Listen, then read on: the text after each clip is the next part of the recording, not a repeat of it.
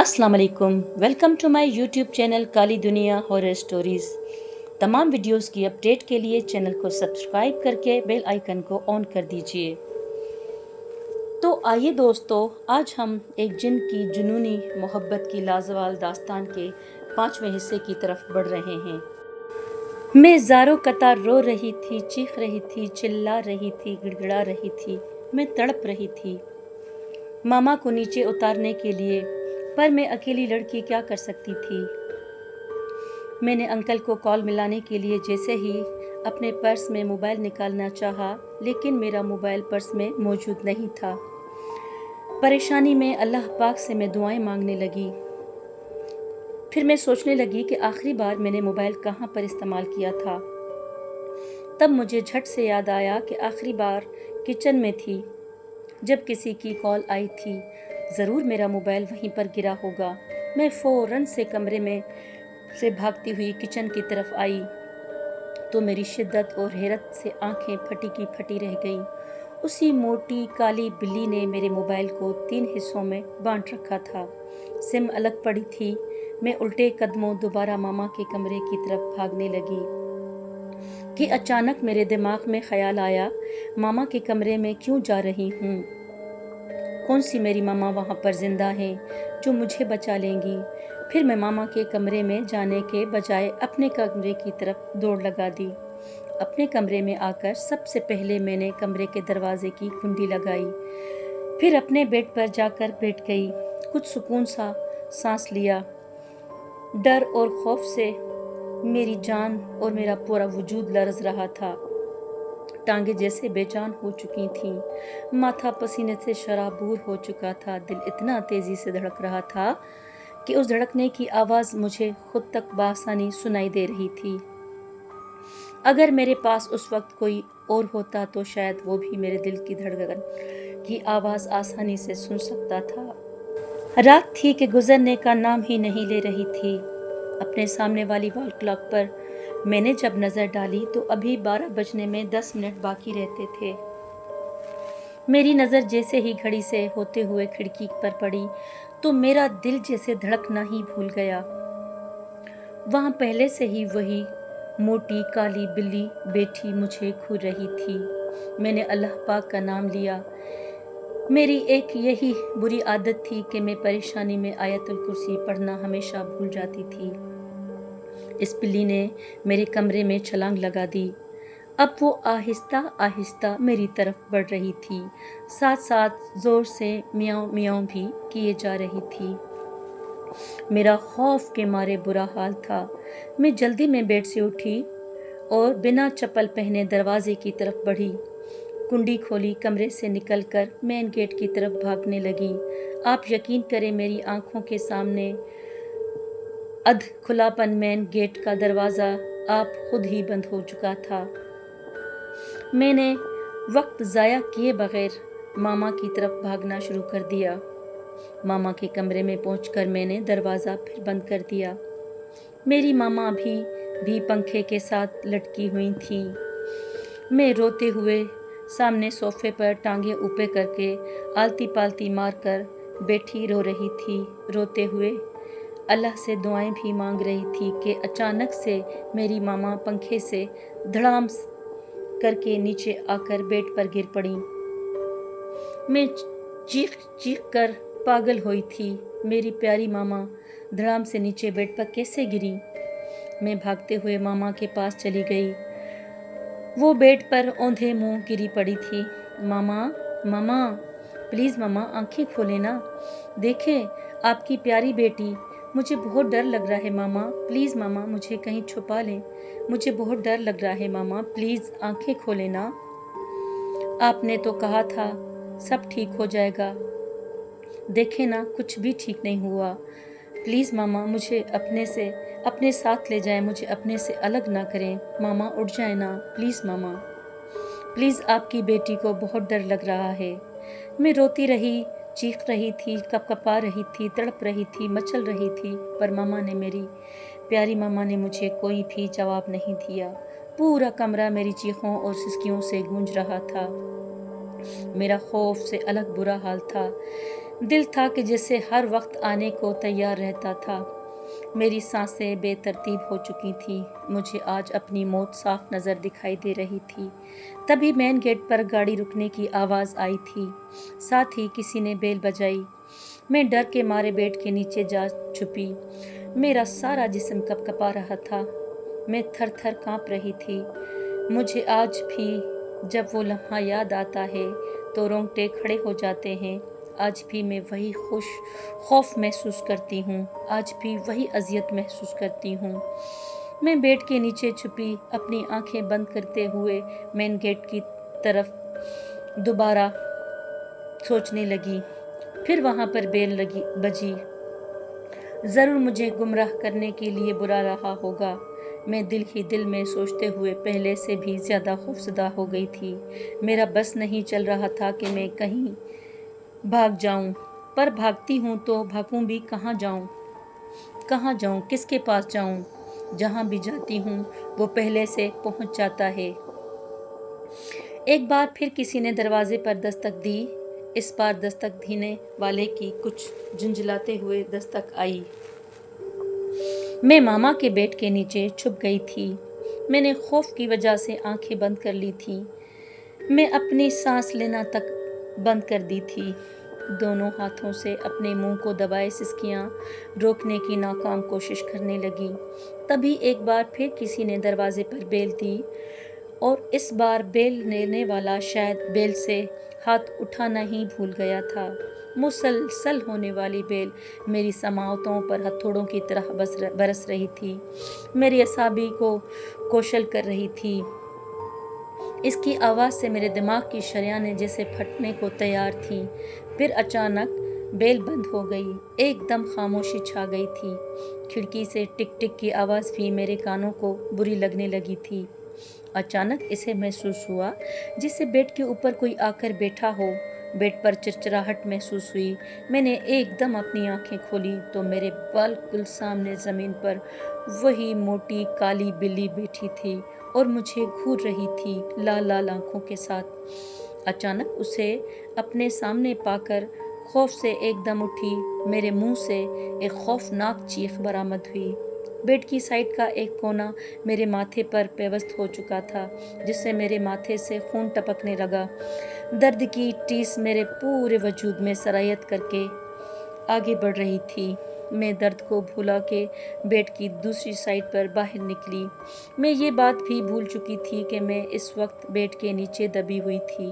خون سے میرے ہاتھ بھر چکے تھے اور اب وہ میرے چہرے کو بھی لگا ہوا تھا اور میرے کپڑے بھی بھگو دیے تھے۔ میں نے جلدی سے ماما کے بیڈ کی دراز کھولی۔ میری ماما ایک عادت تھی کہ وہ بیڈ کی دراز میں ٹشو کا پیک ہمیشہ ضرور رکھتی تھیں۔ تب میں نے دروازے سے وہ ٹشو نکال کر اپنا ماتھا صاف کر لیا، چہرے پر آیا ہوا خون صاف کیا۔ تب انکل کی آواز میرے کانوں سے ٹکرائی، جو میرے پکارتے ہوئے آ رہے تھے۔ گھر میں کوئی ہے؟ زویا بیٹا، آپ کہاں ہو؟ زویا، آپ کے انکل آ گئے ہیں، آپ کہاں ہو؟ باہر آ جائیں۔ میں نے جھٹ سے ماما کے کمرے کا دروازہ کھول دیا۔ انکل میرے منہ سے چیخ نکل گئی۔ ارے بیٹا، کیا ہوا؟ آپ کیوں رو رہی ہو؟ انہوں نے میرے ماتھے کی طرف دیکھا تو پوچھا، یہ خون کیسا ہے؟ میں روتے ہوئے ان کے گلے لگ گئی۔ انکل، میری ماما کو بھی اس درندے نے مار ڈالا۔ میں نے روتے ہوئے ماما کی طرف اشارہ کرتے ہوئے کہا، بیٹا کیا ہوا آپ کی ماما کو؟ انکل بے قراری سے پوچھتے ہوئے ماما کی طرف بڑھے۔ تبھی اچانک سے مجھے یاد آیا کہ مین گیٹ تو بند تھا۔ پھر انکل حسن اندر کیسے آئے؟ ضرور مجھے پھر سے وہ گمراہ کرنے کے لیے کوشش کر رہا ہو اور انہوں نے انکل کی شکل اختیار کر لی ہو۔ جب تک انکل ماما کے روم میں داخل ہو چکے تھے اور میں ماما کے روم سے نکل کر گیلری میں کھڑی تھی۔ کون ہو تم؟ میں نے کمرے میں داخل ہوتے ہوئے پوچھا۔ بچہ، کیا ہوا ہے آپ کو؟ آپ ایسی باتیں کیوں کر رہی ہو میرے ساتھ؟ میں آپ کا انکل ہی ہوں۔ مجھے کافی پریشانی ہو رہی تھی آپ کی۔ میں نے آپ کو کال بھی کی تھی لیکن آپ نے ریسیو نہیں کی، اور جب دوبارہ کال کی تو آپ کا سیل آف ہو چکا تھا۔ اس لیے میں آپ کا پتہ کرنے گھر چلا آیا۔ انکل نے مجھے تفصیل بتاتے ہوئے ایک بار پھر گلے سے لگایا۔ آپ جھوٹ بول رہے ہو، مین گیٹ کا دروازہ تو بند ہے، آپ اندر کیسے آئے؟ میں پھدک کر ان سے دور ہو گئی۔ میری آنکھوں میں شاید انہوں نے خوف کی پرچھائی دیکھ لی تھی، تبھی مسکرا کر میری طرف دیکھتے ہوئے کہنے لگے، بیٹا میں نے بہت بار بیل دی، آپ نے گیٹ نہیں کھولا، تبھی میں مسلسل بیل بجاتا رہا۔ بیل دینے پر ساتھ والا لڑکا ہمسایہ باہر نکل آیا۔ انہوں نے مجھے سلام کیا اور پوچھا کس سے ملنا ہے۔ میں نے سلام کا جواب دیا کہ جی ہاں میری بیٹی رہتی ہیں، مجھے ان سے ملنا ہے۔ کافی دیر سے دروازے پر دستک دے رہا ہوں لیکن کوئی دروازہ نہیں کھول رہا۔ میں نے کافی پریشانی سے اسے بتایا تو اس نے کہا، جی کچھ دیر پہلے ان کے گھر میں کافی شور شرابہ تھا پر اب کافی دیر ہو چکی ہے، سب امن ہے۔ اس لڑکے نے کافی شائستگی سے مجھے جواب دیا۔ میرے دل میں عجیب سی وہم اڑ رہی تھے کہ یہ دروازہ تو نہیں کھلا تھا۔ بچے کیا ایسا ممکن ہے کہ کسی طرح میں گھر کے اندر چلا جاؤں؟ میں نے بے چینی محسوس کرتے ہوئے پوچھا۔ وہ کہنے لگا، انکل اور تو کوئی راستہ نہیں، میں مین گیٹس کے اوپر سے چڑھ کر اندر جاتا ہوں، پھر اندر سے جا کر گیٹ کھولتا ہوں۔ میں نے سر ہلاتے ہوئے اس لڑکے کو گیٹ پر چڑھنے میں مدد کی۔ وہ لڑکا گیٹ پر چڑھ کر گیٹ سے اندرونی حصے میں اتر گیا، پھر جا کے مین گیٹ کھول دیا۔ اس طرح بچہ میں اندر آیا ہوں۔ انکل نے میری طرف دیکھ کر مسکراتے ہوئے تفصیل بتائی، پھر آگے بڑھ کر میرے ڈر اور خوف والے تاثرات کو نظر انداز کرتے ہوئے مجھے ایک بار پھر گلے سے لگا لیا۔ میں انکل کے گلے لگتے ہی پھوٹ پھوٹ کر رونے لگی، بلک بلک کر رو پڑی۔ ڈر، خوف اور پریشانی نے میری حالت غیر کر دی تھی۔ ماں کی جدائی کا غم الگ دماغ پر سوار تھا۔ میرے سارے اپنے میرے وہی تو تھے میرے سارے اپنے جو مجھ سے بچھڑ کر مجھ سے دور چلے گئے تھے۔ اس بات کا دکھ الگ ہوا تھا، مجھے سارے غم اندر ہی اندر کرچی کرچی کر چکے تھے۔ مجھ میں اب کسی اور کو اور اپنے کو کھونے کی بالکل بھی سکت باقی نہ رہی تھی۔ میرے اپنے تھے بھی تو یہی جو میں نے کھو دیے تھے۔ انکل، مومن کیسا ہے؟ کچھ لمحوں بعد جب میرے دماغ نے کام کرنا شروع کیا تو سب سے پہلے خیال مجھے اپنے شوہر کا آیا۔ تب میں نے بے قراری سے پوچھا۔ انکل کسی سے موبائل پر بات کر رہے تھے۔ میری بات سن کر سر کو ہلاتے ہوئے جواب دیا، ہاں ٹھیک ہے۔ تم گاڑی میں ابھی زویا کے ماما کے گھر جلدی پہنچو، ان کی ماما کی ڈیتھ ہو چکی ہے۔ یارا اگر گاڑی ٹھیک نہیں تو تم یاسر کی گاڑی میں آ جاؤ نا، زویا اس وقت بالکل تنہا ہے، اسے ہمارے سہارے کی اشد ضرورت ہے۔ یاسر میرے دیور کا نام تھا۔ میں نے وال کلاک کی طرف نظر ڈالی تو 4:30 ہو رہے تھے۔ انکل نے مجھے بیڈ پر بٹھایا اور کچن سے پانی کا گلاس بھر کے میرے قریب آتے ہی میرے ہونٹوں سے لگا دیا۔ کہنے لگے، بیٹا آج سے خود کو کبھی بھی تنہا مت سمجھنا، یہ بابا آپ کے ساتھ ہیں اور ہمیشہ ساتھ رہے گا، بالکل ایک باپ کی طرح۔ میں نے سر اسباب میں ہلاتے ہوئے پانی کا گلاس ایک ہی سانس میں پی لیا تھا۔ میں نے کل سے کچھ بھی نہیں کھایا پیا تھا، یہ پہلا گلاس تھا جو میں نے فٹافٹ پی لیا تھا۔ صبح ہمارے گھر سب موجود تھے، میری ساس، میری نندیں، دیورانیاں، جٹھانیاں وغیرہ، سب نے مجھے حوصلہ دیا تھا۔ میری ماما میری آنکھوں کے سامنے وہ سب اس کو لے کے جا رہے تھے۔ میں روتی تڑپتی گڑگڑاتی رہی، میری ماں کو مت لے جاؤ، پلیز میری ماں کو مت لے جائیں، پر کسی نے میری ایک نہ سنی۔ میری ماں کو ان کے اصل مقام پر لے جایا گیا۔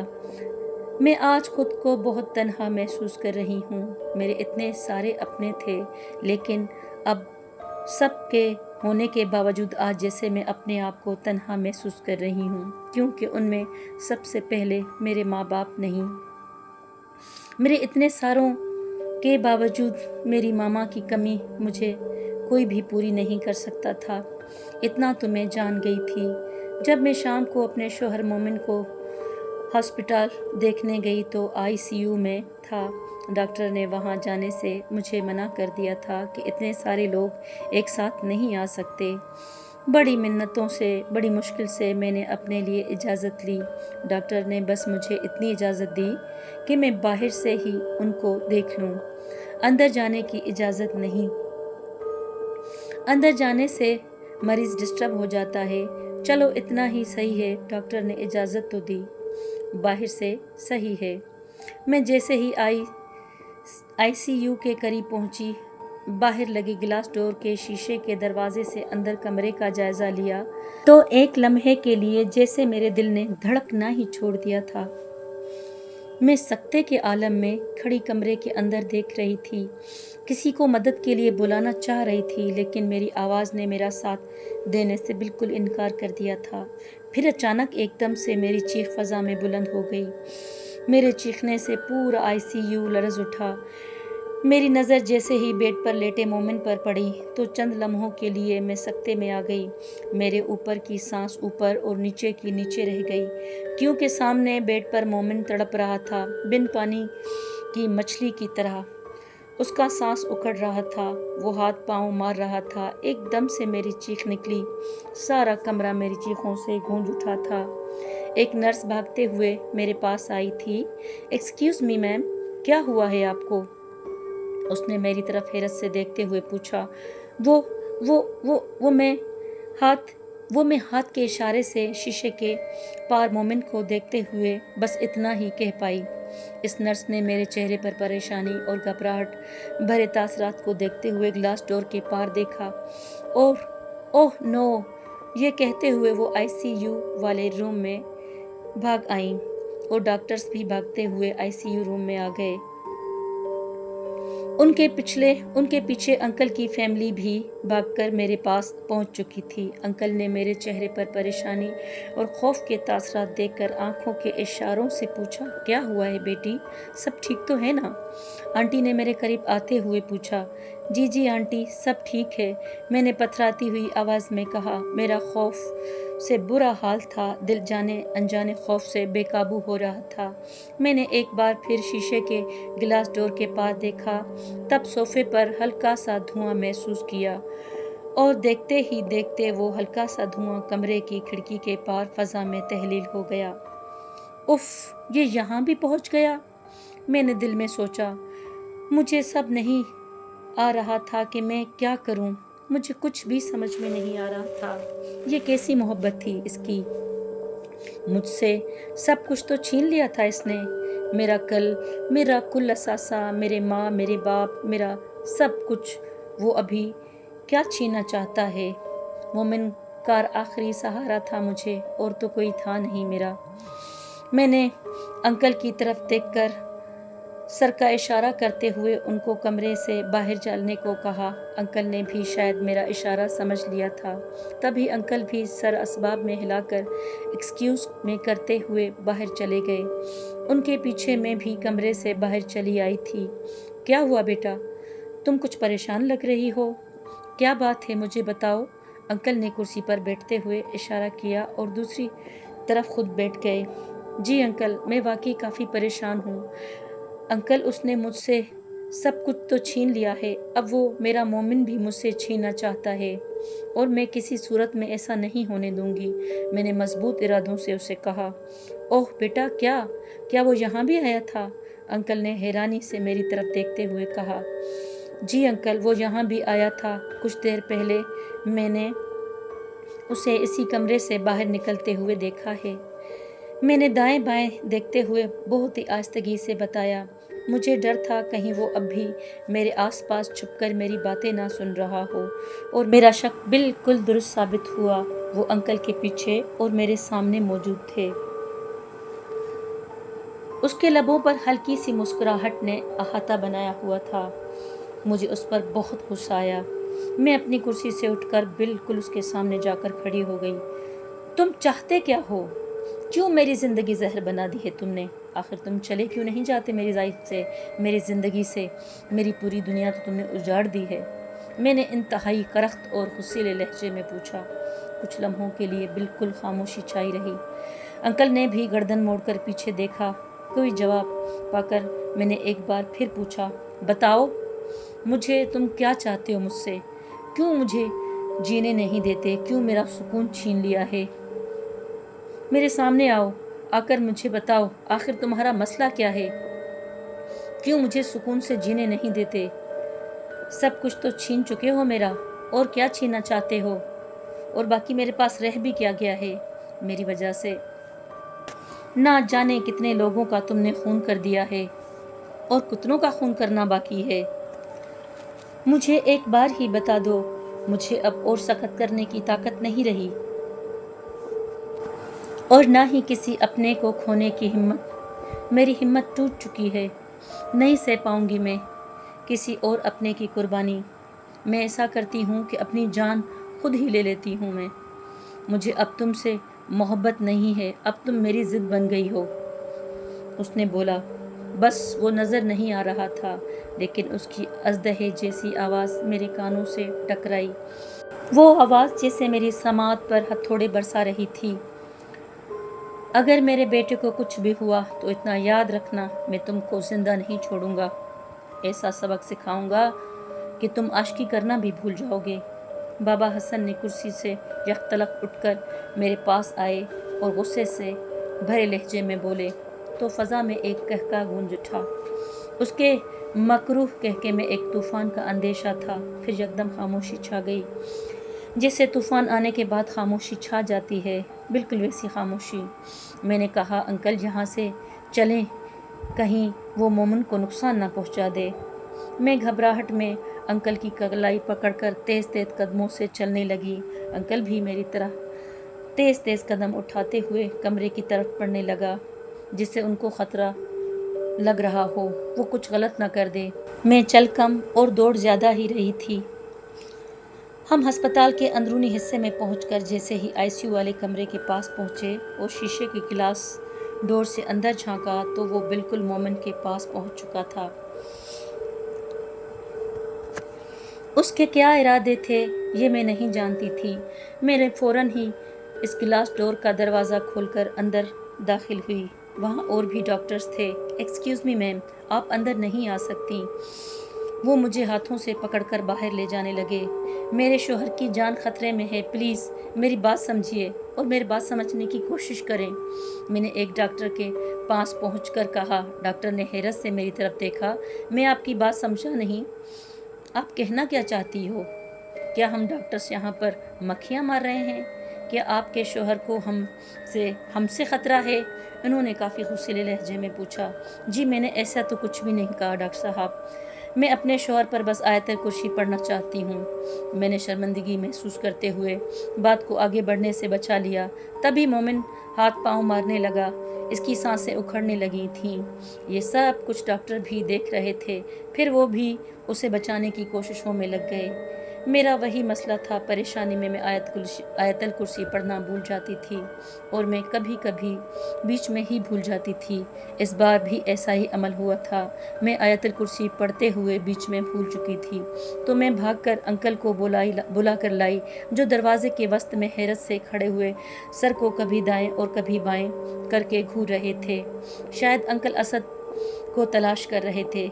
असद मोमिन के पास खड़ा था। वो मुझे तो नज़र आ रहा था, शायद हसन बाबा को नज़र नहीं आ रहा था। तभी वो इधर उधर देख रहे थे। तब तक मोमिन हाथ पांव मारते हुए नीम बेहोश हो चुका था। सब डॉक्टर्स अपनी कोशिश में लगे हुए थे। अंकल ने आयतल कुर्सी के साथ चारों कुल पढ़कर मोमिन पर फूंक मार दी। तभी कमरे में धुआं उठा, पूरा कमरा धुएं से भर गया था। अंकल ने मोमिन के बेड पर चारों तरफ फूंक मार दी। तब मोमिन की हालत कुछ बेहतर हुई और वो धुएं का एक गोला कमरे की खिड़की से बाहर कहीं हवा में तहलील हो गया। ये सब क्या था? एक डॉक्टर जैसे ही अपने हवास में लौटा तो कुछ परेशानी के आलम में पूछने लगा। अंकल ने डॉक्टर के सामने सब कुछ मन व मन अयान की बयान कर दिया। मैंने वो पूरी रात हॉस्पिटल में गुजार दी, क्योंकि मुझे घर जाने से बहुत खौफ और डर महसूस होता था। इसलिए मैं अंकल को बताकर वहीं अस्पताल में रुक गई थी। सुबह 7 बजे अंकल की सारी फैमिली हमारे घर में मौजूद थी। उन्होंने कॉल करके मुझे घर आने को कहा। बेटा तुम ऐसा करो, टैक्सी करके घर चली जाओ, तुम्हारी मामा की ताज़ियत के लिए लोग घर आ रहे हैं और तुम्हारा वहाँ होना बहुत लाजमी है। अंकल ने मेरे सामने नाश्ता रखते हुए कहा, जो कुछ देर पहले मेरा तेवर देखकर गए थे। स्लाइस जैम के साथ एक थर्मास भी था जिसमें गर्मा गर्म चाय थी। मेरे सर में काफ़ी दर्द हो रहा था। मैंने बग़ैर कुछ खाए बस एक कप चाय पी ली। ठीक है अंकल, मैं चलती हूँ। शाम को इंशाल्लाह फिर चक्कर लगाऊंगी। आप नमाज के बाद आयतल कुर्सी के साथ चारों कुल पढ़कर मोमिन पर ज़रूर फूंक दीजिएगा। मुझे लगता है वो फिर आएगा। मुझे बहुत परेशानी हो रही है अंकल। अंकल हसन ने मेरे सर पर हाथ रखकर असबाब में सर हिला दिया। वो अभी भी मुंह में कुछ पढ़ रहे थे। तुम फिक्र ना करो बेटा, मैं हूँ ना यहाँ पर। अंकल ने पहले एक फूंक बेड पर सो हुए मोमिन पर मारी, फिर मेरे सर पर शफकत का भरा हुआ हाथ फेरकर मुझे हौसला देते हुए कहा। मैंने भी नज़र उठाकर मोमिन को देखा तो वो बड़े सुकून से सो रहा था। मैं इतना कह के खामोशी के साथ हॉस्पिटल के गेट से बाहर निकल आई। मैं घर वापस आ गई। 1-2 दिन तक सुबह शाम मोमिन के पास होती आती थी। कुछ ही दिन हुए थे, फिर एक दिन अंकल की कॉल आई कि मोमिन को होश आ गया है और वो अब ख़तरे से बिल्कुल बाहर है। हम सब ने अल्लाह पाक का शुक्रिया अदा किया। हम सब बहुत खुश थे। मैं शाम में मोमिन से मिलने हॉस्पिटल गई तो वो पहले से काफ़ी बेहतर था। उसे आईसीयू वाले कमरे से दूसरे कमरे में शिफ्ट कर दिया गया था। हम कुछ दिन ही हॉस्पिटल रहे। फिर डॉक्टर ने मोमिन का मुकम्मल चेकअप करने के बाद उसे डिस्चार्ज कर दिया। असद काफ़ी दिनों से फिर मेरे पास नहीं आया था। वो कहाँ गया था मुझे कुछ भी मालूम नहीं था। वो ज़िंदा था या नहीं मुझे उसके बारे में कुछ भी पता नहीं था। मैं इस बारे में भी कुछ जानना नहीं चाहती थी और ना ही मुझे कभी उसके बारे में कोई तजस्सुस हुआ था कि आखिरकार वो चला कहाँ गया। जब मोमिन मुकम्मल ठीक होकर घर वापस आया तो मेरी सास ने कहा, अब आप दोनों का यहाँ तन्हा रहना किसी भी ख़तरे से खाली नहीं। आप दोनों हमारे साथ हमारे घर चलिए। मैं भी उनकी बात से बिल्कुल मुत्तफ़िक थी, क्योंकि अब इस घर में मेरा कोई भी नहीं बचा था जिसकी वजह से मैं इनकार करती। मामा का इशू भी ख़त्म हो गया था। औरत का असली घर तो वैसे भी उसके शौहर का घर होता है। और सच पूछें तो अब मुझे भी अपने इस घर से काफ़ी खौफ आता था। ऐसा लगता था जैसे वो मेरे आसपास इस घर में कहीं ना कहीं मौजूद हो और वो मुझे घूर रहा हो। इसलिए मैंने भी अपनी सास के साथ हाँ में हाँ मिला दी। और सबसे बड़ी बात, मेरा शौहर भी यही चाहता था कि मैं उनकी फैमिली के साथ रहूं। इसलिए हम दोनों ने 1-2 दिन के अंदर वो सारा घर खाली कर दिया, फिर उस घर को रेंट पर चढ़ा दिया। मैं यहाँ आकर सुकून पा गई थी। मुझे कभी कभी ज़रूर एहसास होता था कि आखिर वो गया तो कहाँ गया, उसे ज़मीन खा गई या फिर आसमान निगल गया। अब मैं उसके बारे में मज़ीद सोचना नहीं चाहती थी। मुझे अल्लाह ने बेटी जैसी रहमत देकर मेरे सारे दुख दर्द ख़त्म कर दिए थे, जैसे पाकर हम सब लोग बहुत खुश थे। हमने उसका नाम अनाब रखा था। अनाब का मतलब सुर्ख गुलाब होता है। मैं अपनी बेटी में इस कदर मगन हो गई कि अपनी बीती हुई सब बातें फरामोश करके बैठी थी।